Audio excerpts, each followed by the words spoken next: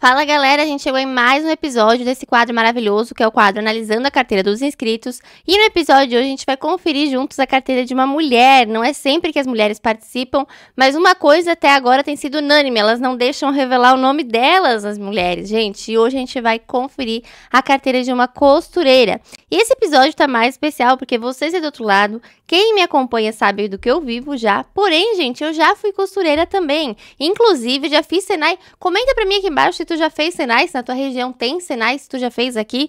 No meu tempo, era maravilhoso, importantíssimo fazer Senai. E eu fiz Senai nessa área de têxtil, tá? A área têxtil é muito forte aqui na minha região, em Santa Catarina.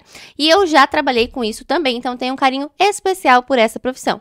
E a gente vai conferir a nossa querida costureira, ela tem 25 anos, mas apesar da pouca idade, ela já faz 2 anos aí que iniciou a sua jornada nos investimentos. Agora a gente vai lá conferir juntinhos a carteira dela, como ela está distribuindo patrimônios, proventos, enfim, tudo em detalhes ao longo desse vídeo. E a nossa inscrita, a galera, falou que ela aporta mensalmente entre 600 e R$1.000. A gente vai puxar aqui o histórico dessa carteira aqui desde o início, para que a gente possa conferir juntos. A gente consegue ver que registro aqui no Investidor 10 tem desde setembro de 2023. Então, realmente fazem 2 anos. O primeiro mês ali dela teve um total de R$239 aportados, depois saltou para 2.843 e depois, quando ela consegue, ela aporta de R$1.000 em R$1.000. Se não, realmente, R$500, R$600 são os mínimos que ela aportou. A gente consegue ver que às vezes dá um saltão a carteira dela, né? Como foi o caso aqui no ano passado, pulou de R$9.029 aplicados para 11.800 e pouco. Aí depois disso foi indo. Agora esse ano, no mês 7, ali ela estava com R$22.714 aplicados e deu um saltão ali no mês seguinte para R$30.221 aplicados. E assim foi indo. E nesse momento a carteira dela tá... A gente vai conferir aqui, a carteira dela tá em R$34.113 aplicados e o saldo bruto em R$35.869. Uma valorização de 5,15% do patrimônio está gerando para ela um ganho de capital de R$1.756,45. E como está distribuído esse patrimônio dela, galera? A gente vai ver aqui no gráfico aqui do lado, que a maior parte do dinheiro dela, desses R$34.000, R$15.000 está em renda fixa, né? R$15.596 renda fixa. Ela tem também ações na carteira, R$8.725, seguidos de fundos imobiliários, R$7.528. Tem também ETF, R$2.050 e tem quase R$2.000 ali, R$1.968 em criptomoeda. E a primeiríssima coisa que eu gostaria de salientar para vocês e frisar aqui, que ela tá super de parabéns, é que puxando o gráfico da carteira dela desde o início, a gente consegue ver desde setembro de 2023, ela não passou nenhum mês sem aportar, galera. Todo mês, mesmo que pouco, né, que às vezes era R$600, R$500, mas todos os meses a escadinha dela foi subindo. Então, ela tá super de parabéns por ter essa constância, essa disciplina. Isso faz demais a diferença no longo prazo na carteira da gente. Agora, galera, abrindo os ativos da carteira dela, a gente vai ver quais são as empresas, os fundos imobiliários, enfim, que ela tem em carteira. Começando aqui pelas ações, eu vou colocar aqui, abrir, ela tem um total de 7 ações em carteira. Se eu filtrar aqui pela variação, a gente consegue ver de qual está mais em queda para qual está mais valorizada. As empresas que está mais em queda na carteira dela é Banco do Brasil, o que é natural, visto que acabou de sair o relatório do último trimestre. Já estava numa tendência de queda, né? Já em comparação ao preço normal, Banco do Brasil esse ano vem sofrendo queda, né? Então é normal que quem tem Banco do Brasil em carteira esteja com ele em queda, numa variação negativa, mas o preço médio dela também não tá ruim, tem R$24,41. O preço atual aqui de R$22,49 nesse momento que eu gravo o vídeo, não sei o horário que você vai estar assistindo, mas nesse momento que eu gravo o vídeo tá em R$22,49, tá um momento interessante para ir comprando diminuindo o preço médio também. Enfim, os outros ativos que ela... E o que está mais valorizado na carteira dela, a gente viu o BBAS, é o que está mais negativo. E o que está mais valorizado aqui é a Copel, galera. Está numa valorização de quase 33% na carteira dela. O preço médio dela está em R$10,69. O preço atual está em R$14,21. Então, assim... Setores perenes sempre surpreendendo a carteira da gente, né, galera? Vocês podem ver que saneamento e energia são setores que raramente deixam a desejar na carteira da gente. Falando em setores, gente, Vamos ver todas as empresas que ela tem aqui, né? Isso eu não li aqui com vocês. As empresas que ela tem aqui são BBAS 3, são BB Seguridade, Petrobras 4, Itaú 3, Caixa Seguridade, CEMIG 4 e a Copel. O que acontece? Se fosse minha carteira, gente, eu acho que tá com um pouquinho de duplicidade, né? Ela tem 2 bancos, ela tem BBAS, tem Itaú. Seguridade, ela tem BB Seguridade, Caixa Seguridade. CEMIG, ela tem a Energia, ela tem CEMIG e tem a Copel. Enfim, ela tem algumas, só a Petrobras aqui que não tá em duplicidade. Porém, os setores são bons, as empresas são boas e ela não tá nem com poucos ativos, nem com ativo demais, tá uma carteira ali bem legal, bem equilibradinha. Ela não, pelo valor dos aportes dela, ela consegue sustentar essa carteira. Então, assim, eu acho que dá para ela manter essa carteira aqui sim pro longo prazo. Como ela é bem disciplinada, a gente viu que ela consegue manter ali, os aportes dela todos os meses sem falhar. Eu manteria. O que eu senti falta é de saneamento. Ela tem 2 de energia. Se fosse eu, provavelmente eu colocaria um saneamento, que eu acho um setor bem interessante de a gente levar pro longo prazo também. Mas é uma carteira que eu achei muito bem montada, que dá para ir levando. Até, inclusive, se ela não quiser tirar nenhum dos ativos, como ela tem 7, e quiser só adicionar o setor de saneamento, seria uma possibilidade de ficar com 8 ativos. Eu acho que daria para ela levar aqui também, não ia ficar pulverizado, ela é bem certinha ali nos aportes. Atenção para os próximos aportes, ela verificar o saldo aqui. Cuidar porque ela tá com 5% da carteira aqui. Cuidar não, né, gente? Só observar, né? Ainda tá bem equilibrado aqui a carteira dela. Mas em Banco do Brasil ela tem 5% da carteira e a menor posição é 1,99% em Itaú. Beleza que Itaú tá valorizado, mas enfim. Quando ela precisar de um critério de desempate, ela verifique as empresas que ela tem menor posição para fazer aportes nelas também, não deixá-las esquecidas ali para trás. Eu acho isso importante. No mais, até agora tá bem legal essa carteira, eu tô gostando bastante. Dando continuidade aqui embaixo, agora a gente vai abrir e vai conferir os fundos imobiliários. Ela tem um total de 6 FIIs. Normalmente eu tenho o hábito de, se eu tenho 6 ações, tem 6 FIIs. Mas ela não dá muita bola para isso, porque ela tem um total de 7 ações e 6 fundos imobiliários. Abrindo aqui os fundos imobiliários dela, eu vou colocar aqui para a gente conferir juntos o segmento e o tipo, para a gente conseguir ver os tipos de FIIs que ela tem nessa carteira. Filtrando aqui pelo segmento, a gente consegue ver que a maior parte da carteira de FIIs dela é no segmento híbrido. Ela tem 3 híbridos, 2 logística, indústria e galpões e 1 shopping e varejo, tá? Eu acho que a concentração no setor dela aqui, híbrido, tá um pouquinho grande. Inclusive, se a gente puxar aqui para ver pela diversificação dessa carteira aqui, ó, de fundos imobiliários, ela tem a maior posição em tijolo, tá tudo bem, a estratégia dela. Aqui no segmento, a gente consegue ver que 50,5% da carteira dela, do valor que ela tem investido aqui em fundos imobiliários, R$ 3.800 em híbrido. O restante está dividido em 2.000 em logístico nos galpões e 1.700 em shopping varejo, né? Eu acho, galera, que poderia dar uma diminuída nesse híbrido. Em especial, se eu tivesse que diminuir um, eu manteria o MXRF11, que ele é um híbrido papel, manteria um GARI 11, que ele é híbrido tijolo, mas o que eu eliminaria se fosse minha carteira, ou que eu trocaria por outro fundo imobiliário, seria o VGHF11. Eu já comentei em alguns vídeos anteriores aqui, quem me acompanha aqui nesse quadro há mais tempo já viu falando sobre ele. Eu já tive VGHF11 na minha carteira, mas o que acontece? Eu me dei conta, galera, de que ele acaba trazendo uma duplicidade desnecessária. Primeiro, ele traz uma duplicidade de ativos, que a gente acaba, às vezes, tendo em carteira um ativo que ele tem dentro do próprio portfólio. Então, vamos dizer que eu tenho MX na minha carteira, ele tem MX dentro do portfólio dele. Eu estou investindo 2 vezes no MXRF11, desnecessariamente, no caso, né?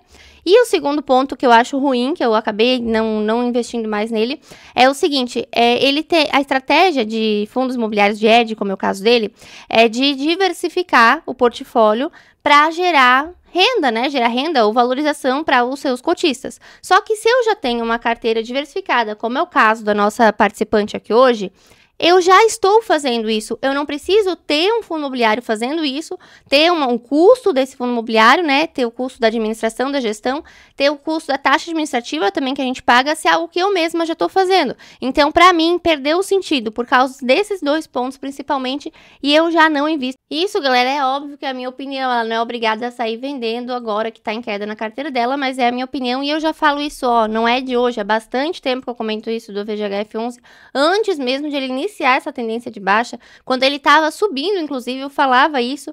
E é a minha opinião, galera, se você concorda, deixa aí nos comentários, se não concorda, deixa também, só lembra de manter o respeito para não ter comentário banido, hein? E, galera, dando continuidade aqui, Ela tem aqui HGLG11, GGRC11, os dois de logística dos galpões, e PMLL11 no setor de shopping. Gostei porque, tirando essa parte do VGF que eu comentei com vocês, ela conseguiu diversificar, ela tem híbrido, logística nos galpões, tem shopping e varejo, ela conseguiu diversificar os setores da carteira dela. E, gente, ela tem aqui, ó, vou filtrar pelo preço, ela tem 2 fundos imobiliários de base 100, e eu não tenho nada contra os fundos imobiliários de base 100, tem gente que acha que eu falo que não pode ter fundo imobiliário de base 100, que só os base 10 são bons, tem gente que interpreta errado as coisas que a gente fala aqui às vezes, enfim. Mas galera, como ela aporta no mínimo R$600 por mês, mas a maioria dos meses ela aporta 1.000, 2 fundos imobiliários de base 100 ela consegue comprar todos os meses se ela quiser.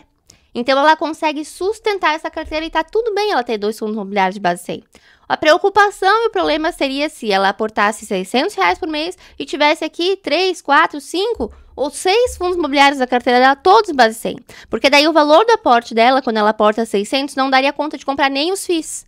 Quem dirá os demais ativos da carteira? Então, sempre a gente tem que ter essa visão. Ah, Luana, é melhor fundo base 100 ou fundo base 10? Tanto faz, galera. Depende da estratégia que tu tá seguindo, depende de toda a tua carteira, depende dos teus aportes, do teu objetivo. Então, quando vem uma pergunta assim aberta, é muito difícil. Não é que não existe certo e errado, existe o que está de acordo com os teus aportes, com a tua realidade, com a tua carteira, e é o conjunto que a gente tem que analisar. No caso dela, eu acho que tá bom, ela pode manter ali 2 fundos imobiliários base 100 bem tranquilo, só não acho interessante aumentar isso, né? Então, se eu tirasse aqui o VGHF11, eu colocaria no lugar dele algum outro fundo imobiliário de base 10, ou se ela quiser ficar com 5 também, tá tudo. Ah, galera, o que eu colocaria aqui no lugar do VGHF11, se fosse minha carteira, seria o KNSC11, tá? Ele é um fundo imobiliário de papel também, é base 10 e a gestora é excelente. Gente, eu já tive muitos fundos imobiliários, já tive mais de 10 FIIs na minha própria carteira. E a única gestora que teve a preocupação, o GGRC11, eu admiro demais a transparência que eles têm nas redes sociais. Esse aqui que ela tem em carteira, é um fundo que eu gosto muito. Eles são bem ativos no YouTube, no Instagram, nas redes sociais. Mas a Kinea, ela é aquela tradicionalzinha do e-mail, que todos os meses é um reloginho. Vem o e-mail quando sai o relatório gerencial dos fundos imobiliários que tu quer acompanhar, lá que tu marca no site deles. Ela manda se tem alguma novidade, se eles vão emitir cotas, enfim. Eles estão sempre mantendo a gente atualizado. Chegou um e-mail da Kinea, pode ir lá que tem novidade. É admirável.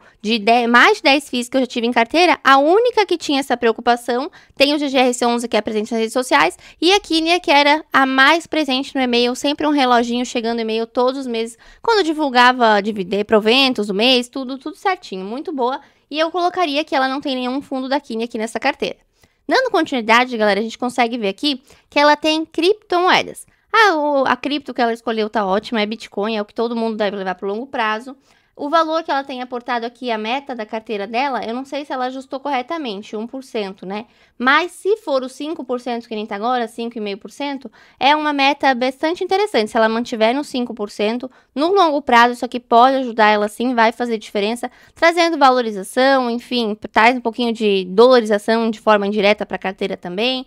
Acho maravilhoso. Mesmo que tenha queda no preço, o preço médio dela tá um pouquinho em queda nesse momento, eu acho que no longo prazo vale a pena demais. Todo mundo deveria ter um pouquinho de Bitcoin na carteira.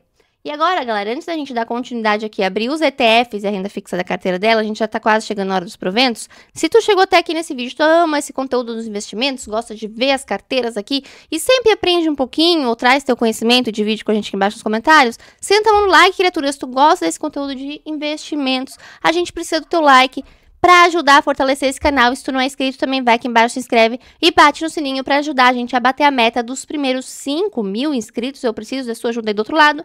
E se tu tem mais algum amigo, aquele que tu troca figurinhas e ideias sobre os investimentos, vai enviando esse vídeo aqui para ele também. Inclusive, falando sobre isso, galera, eu quero agradecer vocês que assistiram o último episódio desse quadro Analisando a Carteira dos Inscritos. Gente, vocês foram maravilhosos, lindos. Teve um monte de comentário e tudo comentário top, sem ninguém ofendendo ninguém, é assim que eu gosto. Quer dar tua opinião? Dá a tua opinião aqui embaixo, troca ideia, fala teu pitaco, porque isso às vezes abre a visão de outra pessoa e ajuda ela. Então é excelente os comentários de vocês e as opiniões diferentes que a gente tem aqui. Só é muito importante manter o respeito, e no último vídeo isso rodou de forma maravilhosa. Eu tô apaixonadíssima, muito obrigada a vocês. E sintam-se à vontade para comentar nesse vídeo aqui também, sempre mantendo o respeito, né, galera? Porque a pessoa, ela manda aqui a carteira é para ter análise, é para ter opinião, enfim, para aprender de alguma maneira, ver o que ela pode melhorar, e não é para ser ofendida nem nada desse tipo, né? Agora sim, dando continuidade aqui, galera, a gente consegue ver os ETFs da carteira. Não são ETFs internacionais, ela investe aqui através da Bolsa Brasileira, mas as escolhas dela foram bem certeiras. Ela pegou IVVB11 e Gold, que é o que replica o ouro. São dois ativos interessantes a gente manter em carteira. Eu manteria aqui também, achei boa estratégia. E aqui na renda fixa, ela tem vários ativos cadastrados, gente. Ela tem aqui CDB 120% do Nubank, ela tem aqui pré-fixado no Nubank, ela tem no PagBank também, ela tem LCI no Banco Inter, em tudo que é banco, ela pegou alguma coisinha de renda fixa e foi colocando na carteira. O que é ótimo, galera, porque às vezes vem uma oferta que é exclusiva para aquele momento, que é um pré-fixado muito interessante. Às vezes tem uma oferta exclusiva para tu que é cliente há tanto tempo, vai lá e pega aquela oferta. Então eu achei ótimo. É bom a gente ter renda fixa, ela tem uma exposição bem grande, né, de todo o valor que ela tem aportado aqui, 15 mil reais estão em renda fixa. Excelente, galera, renda fixa, risco de perder dinheiro praticamente não existe, tá com uma rentabilidade maravilhosa, a gente tá com a Selic em alta, então o CDI tá repagando muito bem, não vejo por que não ter exposição. Se fosse minha carteira, eu não teria uma exposição tão grande em renda fixa, eu ia, né, ir focando nos meus próximos aportes mais na renda variável, mas eu entendo e respeito a estratégia dela. Agora sim, galera, aqui a gente vai vir conferir juntos os proventos aqui dessa carteira, né? A gente tem que vir aqui para achar os proventos da carteira. E eu tampei o nome dela, gente. Apareceu o nome dela, eu vim aqui, tampei, eu não posso deixar aparecer, afinal a pessoa não me autorizou, né? Galera, aqui a gente tem o histórico dos dividendos dela. Em todo esse período ela tem um total de recebidos de quase R$ 1.700. E lá no primeiro ano de investimentos dela, né, de 2023, quando ela começou, a média mensal dela era de R$ 1,52. Em 2024 passou para R$ 42,17. E esse ano a média até o presente momento está em R$ 89,55. Isso é excelente, galera, é o que a gente consegue ver. A evolução dos proventos vai acontecendo porque ela tem disciplina, ela mantém os aportes, ela não falha e assim vai. O recorde de dividendos dessa carteira aqui foi em agosto, mesmo que Banco do Brasil, ali BBS não pagou, ela recebeu, foi o recorde de dividendos da carteira dela, um total de R$ 183,49. E agora falta nós verificarmos juntinhos aqui a rentabilidade da carteira. Vamos lá em cima, na rentabilidade dessa carteira. Se a gente comparar nos últimos 12 meses com o CDI, IPCA e Bovespa, tá quase igual ao CDI, né? Tá a rentabilidade em 13,37% e o CDI 13,77%. Mas se puxar aqui desde o início, com a constância, a gente fala para vocês a importância da constância, de não falhar nem um mês dos aportes da gente por causa disso aqui, gente. Ela nem tá num prazo tão longo, 2023, são 2 anos apenas, e a gente já consegue ver que acumulado desde o início, ela tá com uma rentabilidade de 38,26%, batendo-se tanto o CDI quanto o IPCA quanto o Bovespa, gente, contra o longo prazo. Nem é um longo prazo, mas contra a disciplina e a constância de estar ali todos os meses ralando para tu não falhar com os teus aportes, não tem, gente. É muito difícil uma carteira que tenha constância e disciplina e que dê algo muito errado. Então essa aí foi a nossa análise da carteira de hoje. Muito obrigada pela participação, nossa inscrita maravilhosa. Muito sucesso. Parabéns por tão jovem, tu já ter essa disciplina aí, que tu tem essa mentalidade de estar ali 2 anos a fio sem falhar. Tu ainda é nova, tem 25 anos, tu com uns 35 anos com certeza deve tá aí próximo da tua aposentadoria, com a liberdade financeira, se não plena exatamente como tu imagina, mas muito próxima, tá? Então, bem jovem, tu já deve ter bastante sucesso aí nos teus investimentos. Galera, vocês viram que não é só carteira perrengue, só lasqueira que a gente tem por aqui, não. A nossa inscrita de hoje é um exemplo de uma carteirinha bem montada. Falei os ajustes que eu faria se fosse minha, mas a carteira dela tá muito bem montada, ela tem muita disciplina e é um exemplo para quem fica aí, investindo um mês parando, investindo um mês parando. Para com isso, meu filho, começa a dar teus pulos aí para conseguir bons resultados, assim como ela tá conseguindo. Muito obrigada a você que chegou até aqui e a gente vai se vendo nos próximos vídeos.